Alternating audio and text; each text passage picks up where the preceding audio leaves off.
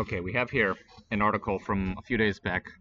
Wanted to jump into it because it is just one of the business verticals that we have at Capital Group, which is art and fine art and commissioning art. So it's a bit esoteric for most folks, but it's a whole industry, and there's some people that have some strong opinions on the industry.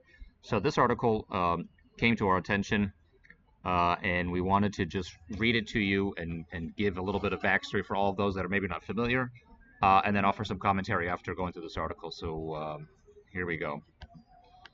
Alrighty, so let's just go here and jump right in. Okay, so the title of the article is that, of course, there's a stolen 16th century painting that is now sold for $22 million after being recovered from a bus stop. So it says that a 16th century painting stolen from an English manor house and later recovered at a bus stop has sold for an astonishing $22.3 million. The Rest on the Flight into Egypt is an early work by the famed Italian painter Titian that depicts Jesus, Mary, and Joseph on their way to seek refuge in Egypt. Auction house Christie's auctioned the new sale on Tuesday, 22 years after the stolen piece was recovered by a British art detective.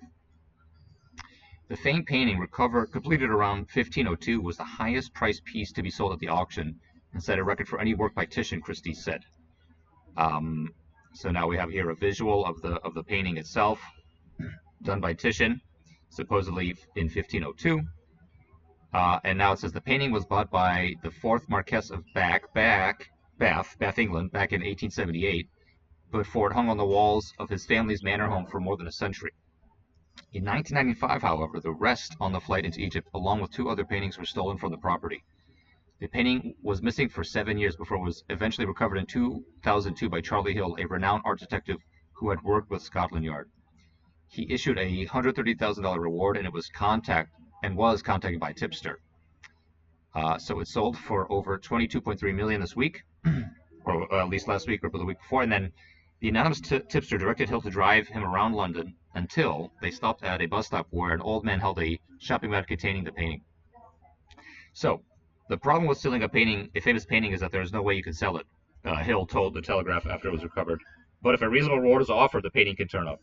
So Hill passed away in 2021. At the time of its recovery, the painting was said to be worth more than $6 million, meaning its value has almost quadrupled in the last 2 decades. So the Rest on the Flight into Egypt isn't the only famous piece recovered. Paul McCartney was recently reunited with his beloved bass he used to record his hits Love Me Like You Do 51 years after it was stolen. So, our opinion of this article is that there was a painting which is basically more than 500 years old. And as the art detective noted, that if it is stolen from somebody's private property, somebody's private collection, it's a very, very small marketplace for those paintings to be finding a new owner. So for us at our firm, we certainly haven't had the ability to get our hands on one of these in the secondary market. But having said that, these are very good feel-good stories, and there is certainly a very niche industry as well for art detectives and art theft. I do know that the LAPD in Los Angeles, California, has their own sort of art detective bureau of at least several folks, I think, at this point in time.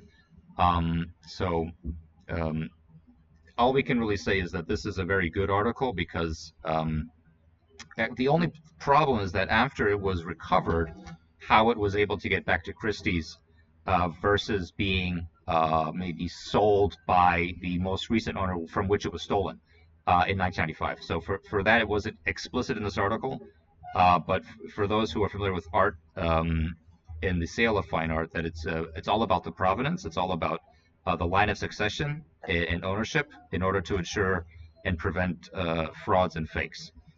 So with that, we'll leave this article here, and more articles to come regarding art in the future.